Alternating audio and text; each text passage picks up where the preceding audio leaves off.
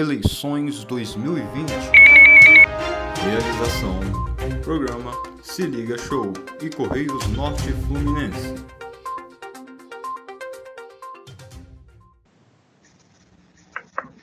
Pois bem, agora Natália Soares, muito boa tarde ao nosso programa. Obrigado por ter aceito o nosso convite. Muito boa tarde, eu se liga show, boa tarde, todos escutam. Minha voz está bem prejudicada pela classe de hoje. Tranquilo.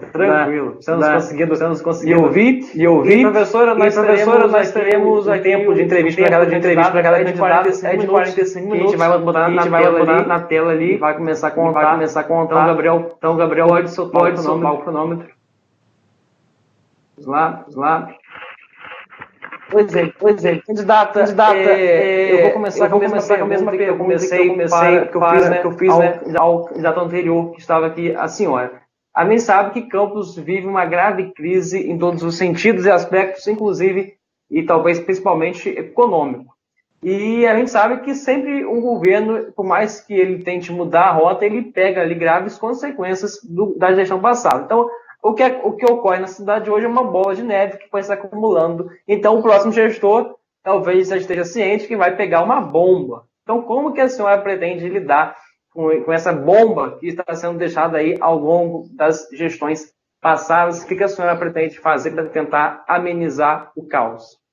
Sim, você falou muito bem, né? É uma grave crise que a gente está, e é uma crise gerada não apenas pela gestão passada, né? A gente sabe que essa crise também foi herdada das decisões políticas de outras gestões. Em Campos, a gente teve historicamente uma negligência. A gente negligenciou, deixou de lado a possibilidade de diversificar a economia. Isso é muito importante, a diversificação da economia. Por exemplo, a gente tem uma vasta extensão territorial, né, em Campos, é a maior cidade em extensão territorial do Rio de Janeiro. Então, isso foi negligenciado, o potencial dos pequenos agricultores, o potencial da pesca, dos quilombolas que também produzem, o potencial incrível para turismo de base comunitária. Então, esses potenciais, eles precisam ser acolhidos, não só identificados, a gente já sabe que eles existem, diversas pesquisas vêm apontando isso, inclusive.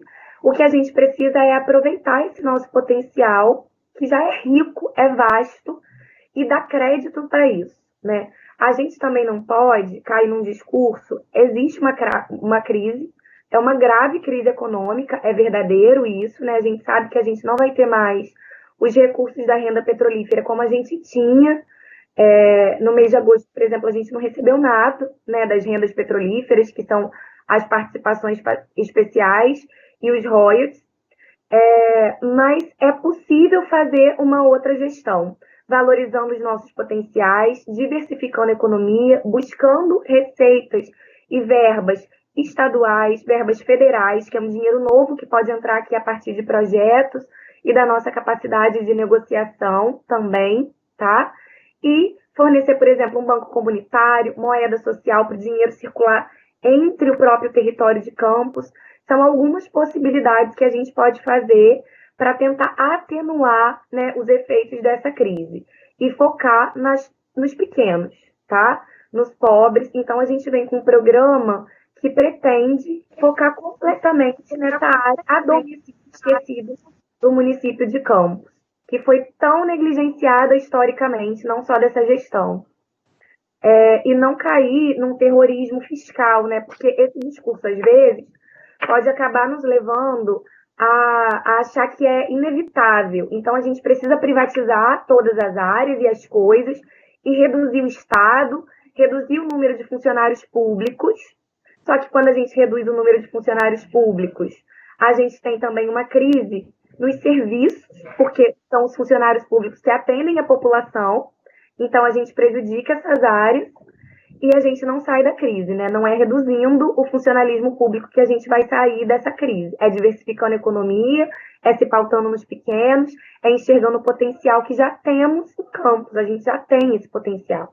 E paramos de ficar tão dependente como a gente ficou historicamente de receitas petrolíferas que certamente vão ser partilhadas. O STF vai decidir pela partilha dos royalties dos outros municípios. Ok. Agora, o nosso companheiro Davi Risse vai fazer a próxima pergunta. Davi, pode fazer. Boa tarde, candidata.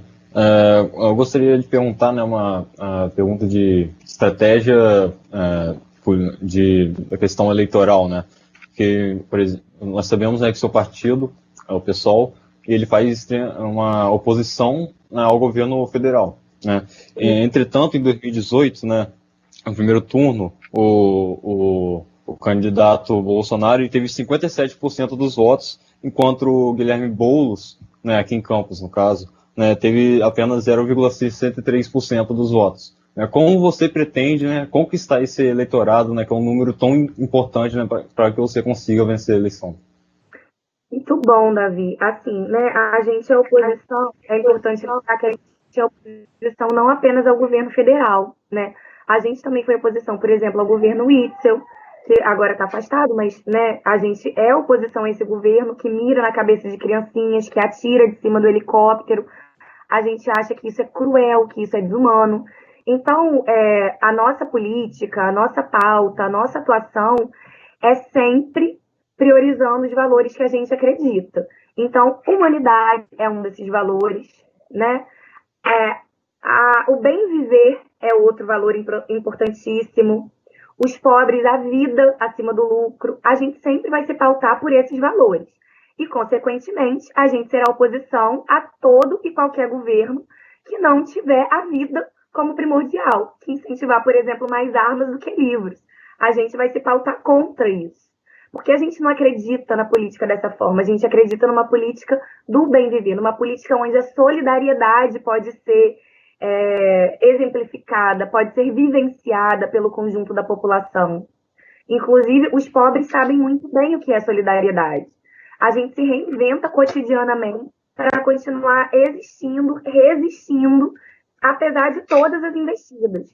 Então, você traz um contexto que é realmente um contexto de assustar, né, em que Bolsonaro teve um quantitativo alarmante de voto na nossa cidade. A gente sabe que Campos ainda é uma cidade vinculada com bases coronelistas, que dá do trabalho na cana-de-açúcar, que inclusive foi um trabalho que apontou que Campos tinha um índice altíssimo de trabalho escravo, a cidade com mais índice de trabalho escravo no ano de 2009, e eu já estava lá no Comitê de Erradicação de Trabalho Escravo também lutando contra isso, para que os trabalhadores dessa usina pudessem ser reconhecidos.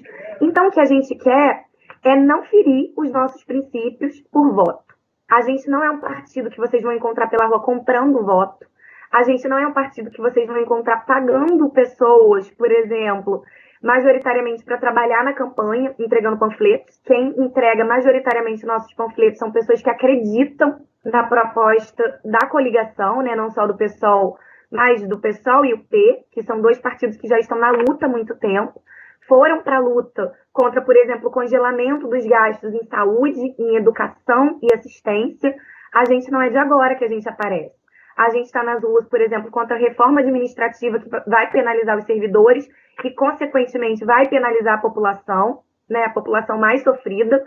Então, a gente é um partido que se coloca contra essas lutas. E o que a gente quer é isso aqui, é esse debate franco, esse debate aberto. A gente faz uma campanha com poucos recursos, uma dança gritante que tem, de uma campanha da nossa coligação, que a gente chama, inclusive, de Campos das Resistências, que é a forma de saber resistir e existir, né, nessa cidade ainda. E a gente dá o nome da nossa coligação de resistência mesmo, né, porque a gente acredita que da resistência vai brotar a esperança também. É dessas formas de resistência que a gente vai conquistar algo novo, de verdade, sem ser aquele novo que já nasce velho, sem ser aquele novo que já está com as mazelas da mesma forma de se fazer política. Então, não interessa pra gente, por exemplo, se a gente não chega agora, a gente vai sair das ruas? Não, porque a gente sempre esteve.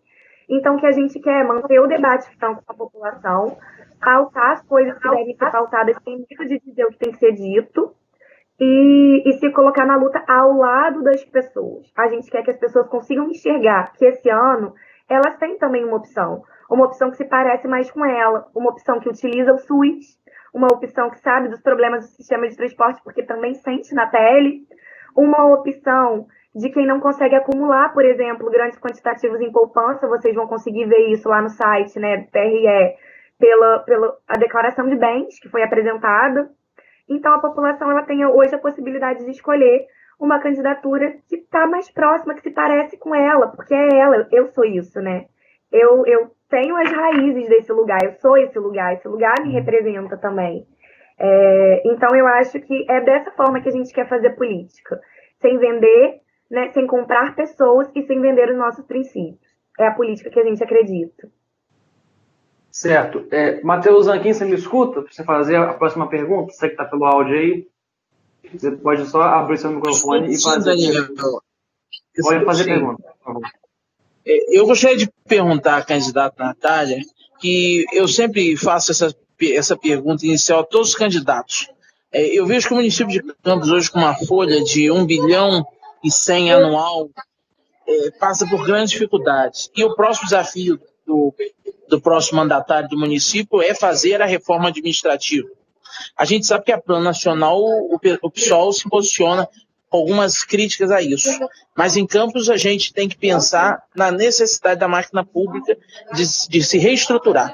Como o PSOL, né, faria essa possível reforma administrativa, ou se ele seria a favor dessa reforma administrativa?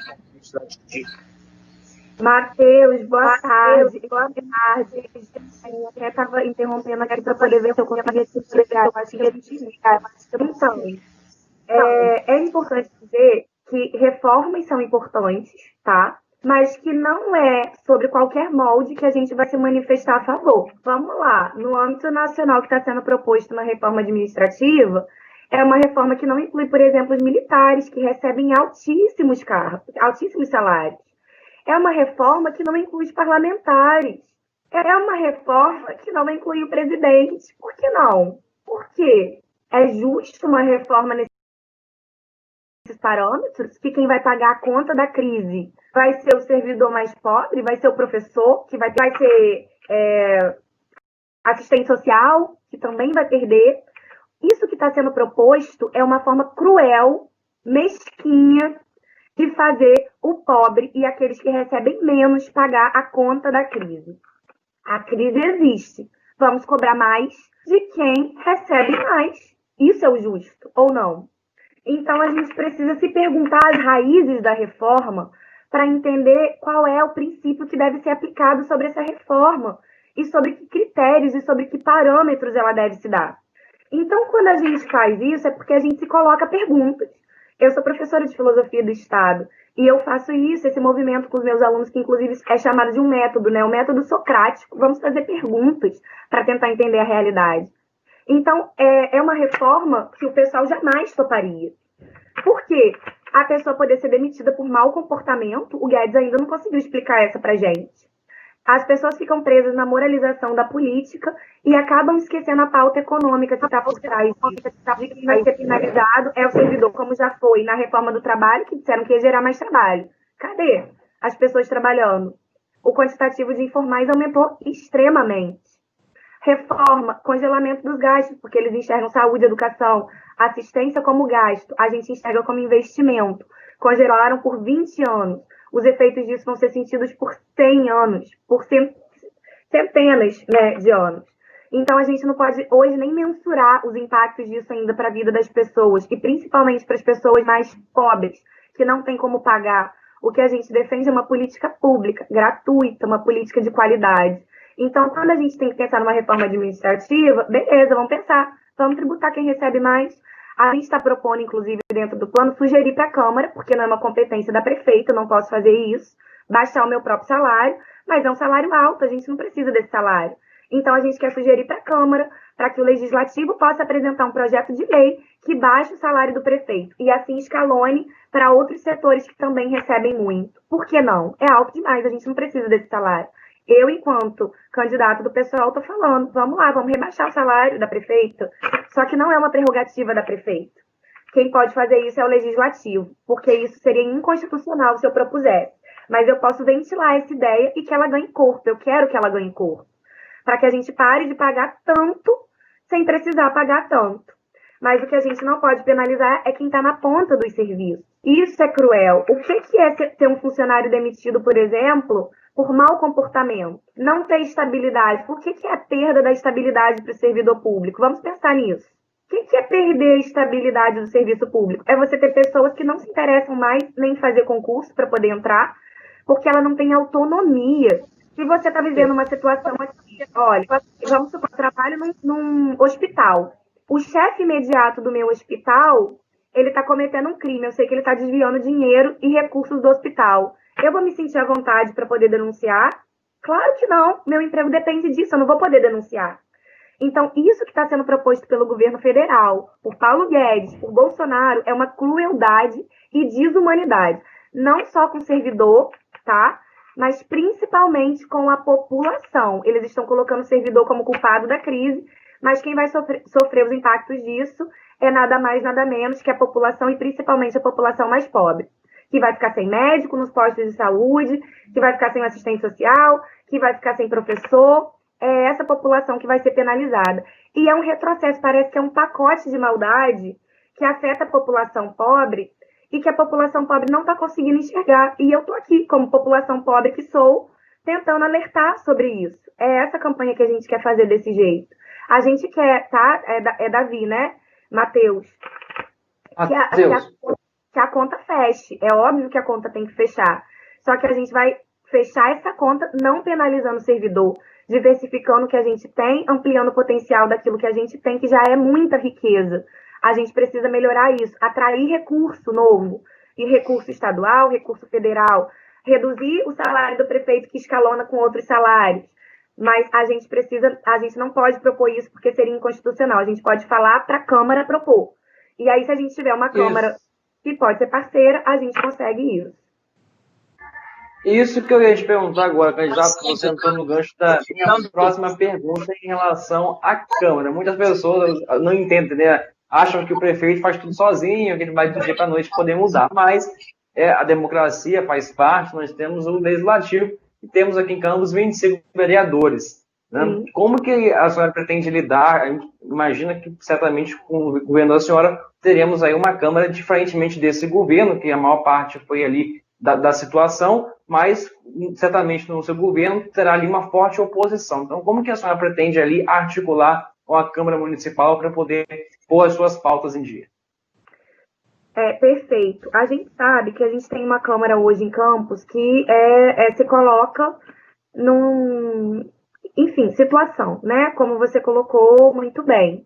E a gente sabe que a gente não vai conseguir reverter esse quadro nesse ano de eleição, porque a maioria das candidaturas que a gente tem são candidaturas que não são representativas do nosso campo, do mesmo campo que o nosso, que é o campo da esquerda, que é o campo que a gente define como campo progressista, né? Então é preciso fazer um governo ao lado do povo. A gente pretende, por exemplo, prestar contas em praça pública, ter um dia e atendimento direto, né, à população, estabelecer canais e deliberações da população com os conselhos comunitários de bairro. Então, se a gente tem conselho comunitário de bairro e consegue fazer as pessoas apresentarem pro próprio legislativo e pro poder executivo as questões dos seus bairros e relativas aos seus territórios, e com ingerência desses conselhos no orçamento participativo, que é uma proposta do nosso governo, o que a gente consegue? Dizer assim para a Câmara: olha, Câmara, isso aqui não é uma pauta da Natália, não é uma pauta só do governo da Natália. Isso aqui é uma pauta popular. Isso aqui nasceu das pessoas. Isso nasceu de quem está passando os problemas cotidianos no dia a dia. Então, fica mais chato para a Câmara, tá? Não aderir também ao projeto e um programa que é popular. E o que a gente quer é que o nosso programa ele seja popular, ele seja construído ao lado das pessoas. A gente tem andado muito nas ruas e tem conversado muito com as pessoas, e a gente tem percebido que as pessoas estão muito indecisas. Muitas não têm candidato, tá? Muitos brancos, muitos nulos, e a gente tem ouvido. Qual é o principal problema? Saúde. A saúde está o caos. E aí eu pergunto por que é que esse governo, né, recebendo dinheiro e recurso do Ministério da Saúde, deixou a saúde desse jeito e nesse caos. Não investindo na atenção básica, acabando com a estratégia saúde da família, que são programas essenciais para prevenir agravamentos de saúde. Então, o que a gente quer é fazer um governo ao lado das pessoas, tá? Não é Natália. Natália se sente legítima quando são as pessoas que dão as demandas para que a gente cumpra. Eu sou nada mais do que uma servidora pública. E eu enxergo esse cargo como isso. Eu não enxergo como um status. Ah lá, ela quer ser prefeito. Não, esse cargo é uma forma de conseguir partilhar poder, dividir poder. É isso que a gente quer, né? Eu falo a gente sempre, porque esse programa foi construído por muitas pessoas. Já é um programa que nasceu coletivo, nasceu da escuta, nasceu ouvindo as pessoas que trabalham, nasceu ouvindo especialistas, nasceu ouvindo pessoas que estão indignadas com a situação do município. Então, é desse jeito que a gente pretende governar, né? Com as pessoas, para as pessoas, pelas pessoas. Então, isso daria maior credibilidade até para estender o diálogo com a Câmara. Eu vou te dar um exemplo muito simples, assim, né? Quando eu presidi o Conselho Municipal de Assistência Social, a gente estava discutindo a regulamentação dos benefícios eventuais. O que é o benefício eventual? É, por exemplo, auxílio funeral, quando uma pessoa morre, mas a família não tem condição de enterrar, né, aquela pessoa. Então, a prefeitura ela custeia o enterro da pessoa. Auxílio natalidade, quando a pessoa tem um filho, mas ainda não tem enxoval, né, a prefeitura confere algumas coisas para essa mãe que acabou de ter o filho. E aí a gente estava discutindo esse benefício e o governo, na época não era essa gestão, tá? É bom frisar isso. Votou para retirar formol e flores do velório, da prefeitura pagar. E assim, a gente estava em menor número aquele dia. O conselho ele é paritário, né? Então é metade sociedade civil e metade governo. E aí a gente estava em menor número e o que aconteceu? A gente perdeu a votação, tá? A votação ela foi feita e tirou flores e o formol do auxílio funeral. E aí uma usuária, ou seja, uma pessoa que utiliza a política de assistência social, que o irmão morreu de câncer, e para algumas doenças é preciso formol para enterrar a pessoa. Ela levantou, depois da votação já ter acontecido, e falou, gente, eu posso dar uma palavrinha com vocês, com o conselho? E aí falou lá na frente, né? Ela disse, gente, meu irmão morreu, tem doenças que a gente precisa de formol, isso não é um luxo, né? Como algumas pessoas costumam imaginar. Isso é necessário para conservar e para a família ter um mínimo de dignidade para enterrar os seus mortos. E aí, quando ela falou isso, ela vivenciou na população, ela é usuária da política. O governo ficou meio estremecido e ficou feio para ele, na frente dela, que vivencia a situação, negar o formol. E aí eles colocaram novamente em votação, e aí o formol foi atendido e as flores também passaram a recompor o auxílio funeral da prefeitura. Entende como fazer um governo popular dá mais legitimidade para o governo? E eu não consigo entender porque que as pessoas não gostam de fazer um governo popular. Tá certo. Candidata, vou aqui passar para a próxima pergunta também, novamente agora o Davi Risso. Davi, por favor. Sim, candidata. Na sua proposta de governo, você fala sobre saneamento básico, né? E até aproveitando antes, como você havia falado sobre a questão de saúde, pelo menos para mim, saneamento básico é uma questão de saúde, né? Porque, por exemplo, eu já vi até alguns exemplos, né, de um médico, né? Por exemplo, ele vai receita um remédio para uma criança, né, para ela se recuperar de uma doença, e ela vai para a rua brincar com esgoto a céu aberto, né? Então, não é algo inconsequente, né? Você deixar assim. E também na sua proposta, você fala sobre a questão da água do Paraíba, né, que cobra preços abusivos, né? Então, o que você pretende fazer, né, para melhorar essa questão do saneamento básico? Muito bom, Davi. Muito obrigada assim, por essa pergunta também. Você está certíssimo, né? Saneamento básico tem tudo a ver com educação. Quando eu comecei a fazer pesquisa, eu tinha lá 19 anos, na UF, a gente entrava na casa das pessoas, né, andava esse território todo de campos, todos os bairros, e ia entrando, e a gente via exatamente essa situação aí que você colocou, criança com o pé no chão, a céu aberto, né, sujeira, as ruas muito sujas, e a questão do esgoto era uma coisa que me incomodava muito, muitas pessoas com fossa, né, séptica, e outras formas tentando se rearranjar para garantir a sua água, né, para garantir as suas coisas. É importante lembrar que não é toda a população de Campos que ainda tem saneamento básico, tem muita gente. Na verdade, hoje são 45 mil pessoas em extrema pobreza em Campos, E dessas famílias, muita gente não tem saneamento básico. E quando a gente pensa em saneamento básico, a gente não está falando só de água e esgoto. Água e esgoto, né, Águas do Paraíba, essa concessão, ela se responsabiliza para fazer. Mas a gente tem resíduos sólidos, que a gente não tem uma política para pensar o lixo, a destinação do lixo, né, dos materiais recicláveis, da coleta seletiva. A gente ainda não tem isso pensado no município. É preciso pensar. Então, a gente está propondo uma política municipal de resíduo sólido, contratação com 4 cooperativas populares de catadores de materiais recicláveis para que haja coleta seletiva, incentivo das hortas comunitárias e compostagem com lixo orgânico, né? Na verdade, com o material orgânico que vem desse acúmulo, né? Que a gente descarta. Então, essas são algumas medidas para pensar o saneamento básico também e a saúde da população, consequentemente. E aí, em relação a Águas do Paraíba, a gente pensa em rever essa política, tá? A gente sabe que são 30 anos de concessão, foi um contrato feito nos anos 90. Esse contrato vai perdurar ainda por mais 6 anos, mas a gente quer rever esse contrato na nossa gestão, porque é um preço absurdo, é a água mais cara do Brasil, não se justifica, né, pelos serviços, então a gente precisa dar melhores condições para as pessoas, inclusive para terem água, esgoto, terem saneamento básico, porque é um absurdo, muita gente está excluída disso. Sabe quanto é o valor para fazer uma instalação de água nova? Alguém sabe? Não sei se alguém chuta. R$ 1.800.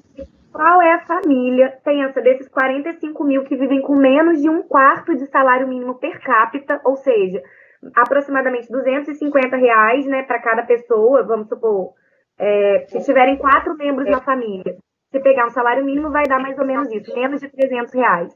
Então, imagina, né, o que é uma família que vive com menos de R$ 300 por pessoa, pagar uma instalação de água que custa R$ 1.800, R$ 1.700. Não tem como, né? É um valor absurdo, é uma taxação absurda. A iluminação pública também que subiu muito. Mas, voltando para saneamento, né? A gente precisa ainda concluir que essa política ela ainda tem uma outra vertente, um outro braço, que é a drenagem. Vocês já perceberam que a cidade de Campos alaga muito nas épocas de chuva, certo? Isso porque os canais subterrâneos, eles ficam com acúmulo de material também, e não existe uma verba própria separada para fazer a desobstrução de macro e micro drenagem, que é desobstruir isso que está por debaixo que a gente não consegue enxergar. É preciso fazer isso na época da estiagem, e é o que a gente pretende fazer. Ter essa verba destinada nos períodos de estiagem para fazer a desobstrução de macro e de micro drenagem, também limpar os canais, por exemplo, enfim, Cacomanga, né, e tudo mais. Isso tem a ver com a drenagem do município. E, consequentemente, com saneamento básico. E tudo isso é saúde. Então, é o que a gente pretende fazer nessa área, né? Respondido, então. Matheus, aqui me ouve? A sua pergunta, querido? Matheus. Daniel, eu tenho uma bola relacionada à saúde. O município tem uma saúde, mesmo que descentralizada, ainda de péssima qualidade. Quais são as perspectivas de investimento da candidata, né, para que o serviço de saúde pública em Campos possa ser transformado num serviço realmente de qualidade? Nós temos municípios no estado do Rio de Janeiro que demonstram que o investimento é feito de verdade. E em Campos, infelizmente, ao longo dos anos, a gente não vê isso. Muito dinheiro e pouca eficiência. Como que a candidata vai solucionar esse problema que perdura aí há 30 anos? Excelente. E aí, para a gente dizer que esse problema perdura há 30 anos, é preciso entender que houve um histórico também no nosso município. E um histórico de onde destinar recursos e da atenção que se prevaleceria, tá? Se a gente pensar o desenho do SUS, que é uma política de 1990, que inclusive foi feita de forma muito bonita por médicos, por vários profissionais que trabalhavam na área da saúde, do movimento da reforma sanitária, que conseguiram fazer com que isso fosse atendido pela nossa Constituição Federal, e é um programa lindo, né? É uma política linda, a gente precisa cumprir o desenho do SUS. E o que a gente vê historicamente em Campos, como você bem colocou, né, 30 anos a gente está vendo essa situação calamitosa, o desenho do SUS ele não é cumprido. Se dá muito enfoque E aí, assim, eu gostaria de refletir coletivamente com vocês por que é que se dá esse enfoque, gostaria que a gente pensasse nisso e trazer um pouco dos elementos de que o discurso do empresariado é o que sempre tem valido no município de Campos, não só para a área da saúde, mas também para a área do transporte, né, por exemplo, que também é caótico, para a questão de saneamento, é o discurso do empresariado que tem contado, e não a qualidade de vida da população. E na saúde, mais do que nunca, é preciso fazer esse debate. Quando a gente dá enfoque lá na alta complexidade, que são os hospitais, e hospitais contratualizados para poder fazer serviços e completar a rede, né, de forma suplementar que o município e o poder público não oferece, a gente está focando na atenção na alta complexidade, tá? Que é quando os problemas de saúde já se agravaram. Onde é que as pessoas elas têm que ser atendidas prioritariamente e primordialmente? A atenção básica. O desenho do SUS mostra isso. Só que em Campos isso foi negligenciado. Tanto que a gente hoje não tem um programa fantástico, que é um programa que funciona muito bem em outras cidades e que reduz o agravamento dos problemas de saúde, que é Estratégia Saúde da Família. Então, a gente precisa equipar os postos de saúde da família, além de equipar os postos de saúde da família, colocar funcionários ali, tá? E a verba vem federal para isso. É preciso chamar essas pessoas que já estão aprovadas em concurso, e a gente não sabe por que Campos não fez isso, tá? Então, assim, reestruturar esses equipamentos de saúde da família, com pediatra, com médico, diversificando as pessoas que atendem nesses centros, agentes comunitários, majoritariamente, para poder acompanhar essas famílias de perto e fazer controle de doenças simples, hipertensão, diabetes, problemas cardíacos. Quando a gente tem isso sendo monitorado de perto, a gente não tem um grande quantitativo de pessoas chegando no hospital. E se a gente não tem um grande quantitativo de pessoas chegando no hospital, quem vai perder? Também a atenção privada, que é contratualizada com o próprio município. Então, isso é uma escolha, isso é política. Isso é uma decisão política que está por trás também dos problemas de saúde. E o que a gente quer colocar é que o nosso enfoque vai ser outro. É, com certeza, a atenção básica. Fortalecer as equipes de atenção básica do Estratégia Saúde da Família, fortalecer as UBSs, ter equipamentos para atender as pessoas. A gente sabe que em Campos hoje, por exemplo, só tem um mamógrafo para prevenir câncer de mama nas mulheres. Olha só que absurdo, né? Uma população de mais de 500 mil habitantes. Então, isso não é razoável. Isso também é uma decisão política. E o que a gente quer dizer é que, além de auditar contas dos hospitais para entender para onde está indo cada coisa, efetivamente, que a gente vai se pautar em prevenir os riscos e os agravamentos de saúde. E isso também, só para complementar, né? Equipe de saúde mais perto das pessoas. Quando a gente fortalece esses equipamentos da atenção básica, que são as UBSs, que são as estratégias de saúde da família, a gente está levando os agentes comunitários de saúde, agentes de endemias, para mais perto da população, médico mais perto da população, profissionais da saúde mais perto da população, e fortalecendo, consequentemente, os próprios territórios e as pessoas nos seus territórios. Ok, eu vou trazer aqui uma pauta do Matheus Rodrigues, nosso ouvinte aqui, telespectador, que é em relação à questão do transporte. Muitos candidatos têm afirmado que vão encerrar o sistema tronco alimentador implantado nessa gestão. Só que nós sabemos que existem contratos, né? Foram feitos contratos, e os contratos ainda têm aí que ficar em vigência, mas os candidatos estão aí afirmando que vão retirar. A gente sabe que o transporte de Campos continua muito ruim, as pessoas continuam reclamando muito, talvez o objetivo desse modelo não atendeu às expectativas, né, da população, e talvez não tenha ocorrido como os governantes e como a gestão atual imaginava que iria acontecer. Então, como que a senhora pretende aí resolver essa solução, que tem muitas partes envolvidas? É uma questão muito delicada, onde envolve, digamos assim, muitas paixões. São as empresas de ônibus de um lado, os motoristas de vans de outro. Então, é uma questão que precisa de uma solução eficaz, mas que, em contrapartida, também gera muita confusão. Então, eu queria saber o ponto de vista aí da senhora e possíveis soluções.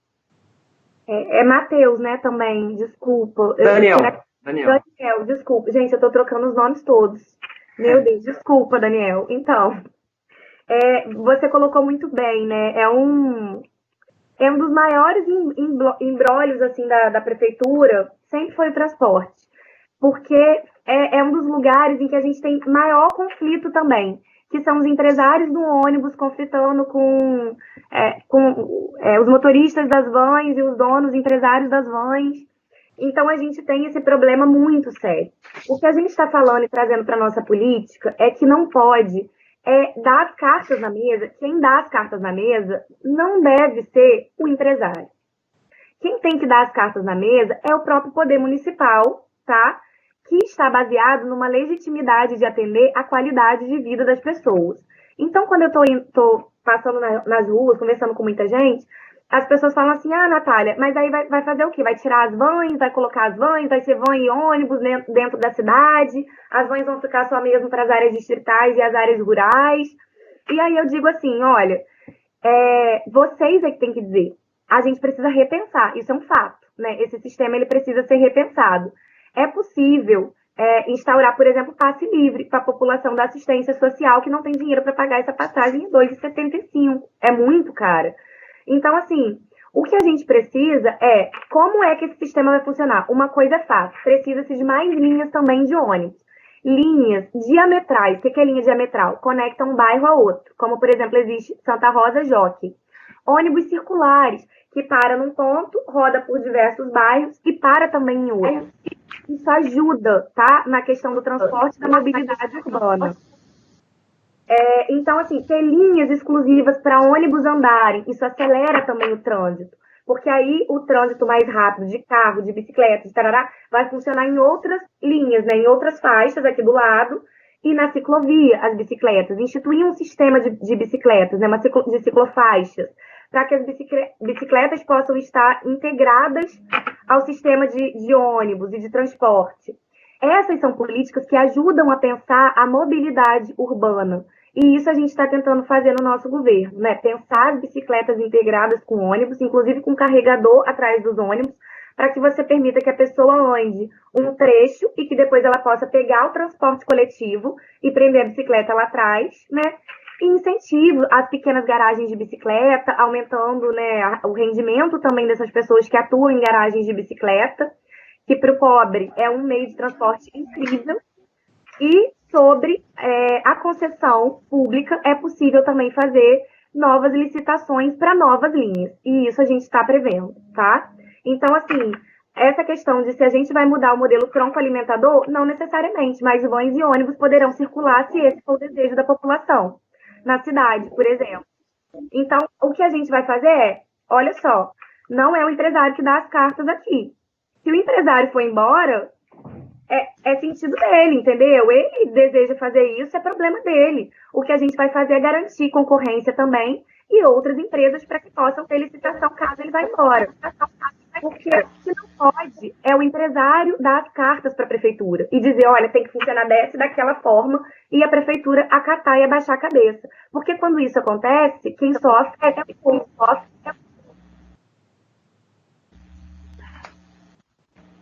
Deu uma... Voltou. Ok, acho que travou, mas voltou, mas deu para acompanhar ali até o final. Nós temos ainda um tempinho aqui para mais uma pergunta. Estamos aqui no tempo inicial. Vou pedir o Davi Risse aí para fazer, então, a última pergunta à nossa candidata do dia. Sim, candidata. Sobre uma questão, né, que vem chamando muita atenção, né, há muito tempo, né, sobre a população de Campinas, né, que é a questão dos moradores de rua, né, e o que poderia ser feito, né, para resolver essas questões. Né? Nós vemos muitos lá no centro, né, perto do Mercadão, por exemplo, né, e o que poderia ser feito, né, para tirar essas pessoas dessa situação. Davi, eu gosto muito de responder essa pergunta, porque a gente viu um acréscimo da população de rua, vertiginoso. Vocês se lembram quando? Quem está ouvindo? A gente tinha um período que tinha menos população de rua, ainda que a gente tivesse, mas a gente viu um acréscimo gigantesco depois de alguma coisa. Isso chamou a atenção de vocês? Foi, sabe, depois de quê? Do encerramento dos programas sociais. Então, a gente viu aumentar vertiginosamente o quantitativo de pessoas morando nas ruas, de pessoas pedindo dinheiro no centro, de pessoas vendendo bala em sinal, de pessoas vendendo paçoca. Hoje mesmo eu conversei com a Ana, moradora de rua, e sabe o que ela me disse? Sabe de onde provém a maioria dessas pessoas que acabam morando também nas ruas? Não é de Campos. Grande parte delas são de municípios de fora. Municípios, por vezes, até adjacentes a Campos. E sabe o que fez o governo e a decisão do poder público? De não fornecer passagem para essas pessoas voltarem para suas casas. É uma coisa, assim, simples, mas que a gente está colocando no nosso plano de governo, que é o direito da pessoa poder tirar a documentação e voltar para suas casas. Se instituiu uma burocracia tão grande para que isso pudesse acontecer no governo, que elevou esse quantitativo, além dos programas sociais terem sido cortados. Então, quando a gente falar da política de assistência social, é falar de um direito, né? Os centropops, que são centros de população de rua, eles também precisam ser ampliados. E a gente coloca isso, né? Que é o centro de população de rua que funciona como albergue, as pessoas vão lá, podem dormir, fazem as suas refeições diárias e podem sair também para trabalhar, para ganhar algum dinheiro na rua, né? Isso é muito importante de ser pensado. A assistência social, as pessoas adoram a caridade, mas elas não gostam quando o Estado é promotor da justiça social. Política de assistência social é o mínimo que um Estado pode prover para as pessoas. É o mínimo de dignidade ter um prato de comida na mesa. E hoje, em Campos, são 45 mil pessoas que não têm a segurança alimentar. O que é segurança alimentar? Eu como hoje, mas eu não sei se eu vou ter para comer amanhã. Que vivem uma situação de insegurança. Então, isso não é admissível numa política humanitária e numa política que fale sobre dignidade humana, sobre justiça social. E o que a gente está defendendo é que o governo e o Estado, que é a prefeitura, seja promotor desse mínimo de dignidade que é assistência social para as pessoas. Então, a gente fala do retorno dos programas sociais, de abrir mais um restaurante popular, de retomar, né, o do centro e de abrir o restaurante popular em Guarulhos, que isso é possível.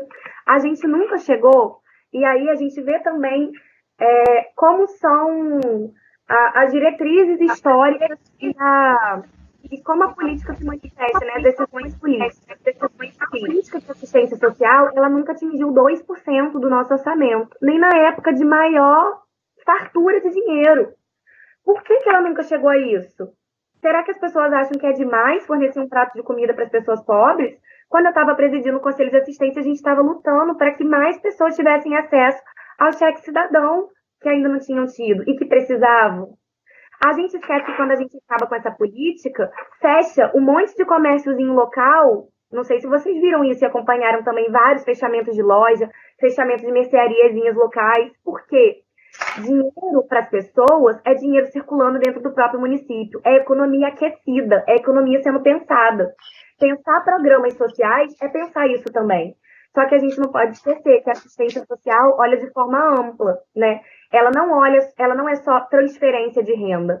Ela é também promoção de dignidade e olhar a família como um todo, tá? Ela tem a sua centralidade em todos os membros familiares, buscando construir planos familiares de atendimento e de acompanhamento que vão permitir às pessoas a superação das suas vulnerabilidades.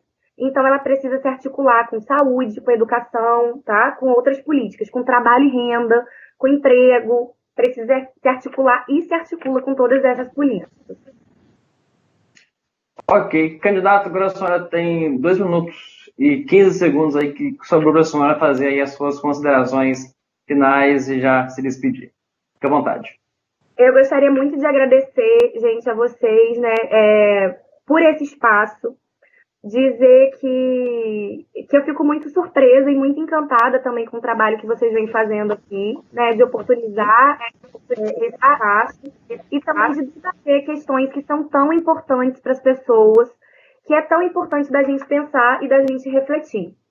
O que eu faço chamado de atenção é que nessas eleições existe uma candidatura que se parece com as pessoas reais, tá? Não com as pessoas que vêm das mesmas famílias ou não com as pessoas que são novas, mas que têm a mesma velha forma de fazer política. Então, o que a gente vem dizendo eu sou professora, eu sou assistente social, eu trabalhei com a população mais pobre desse município, Trabalhei também com a população, pessoas com deficiência, que é um público completamente negligenciado e que ninguém pensa nada.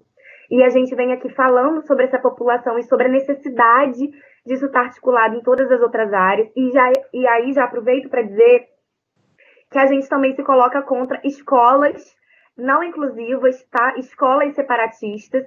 Escolas separadas não são inclusivas. A gente vem fazendo esse debate e esse discurso, e é isso que a gente quer trazer para refletir com a população. Porque é que, reiteradamente, no nosso orçamento e na política, nas decisões políticas, os pobres foram excluídos do orçamento. A gente está aqui para dizer que pobre deve ser incluído, que servidor não tem que ser penalizado e que é possível, sim, uma outra forma de governar. Uma forma voltada para as pessoas, perto das pessoas e com as pessoas. Que as pessoas deliberem e a gente atenda. Por isso, conselhos populares, por isso, orçamento participativo. Muito obrigada. No dia 15, vocês poderão, então, votar 50. Tá aí. No tempo certo, candidata. Muitíssimo obrigado pela sua participação. Foi um prazer. Agradecemos aí. Sabemos que nesse período, agora menos de um mês, a agenda é muito corrida, mas a senhora conseguiu um tempinho para falar com a gente. Boa sorte aí e sucesso na sua caminhada. Muito obrigada, Daniel, e todos os meninos. Um beijo, um abraço. Tchau, tchau. Valeu.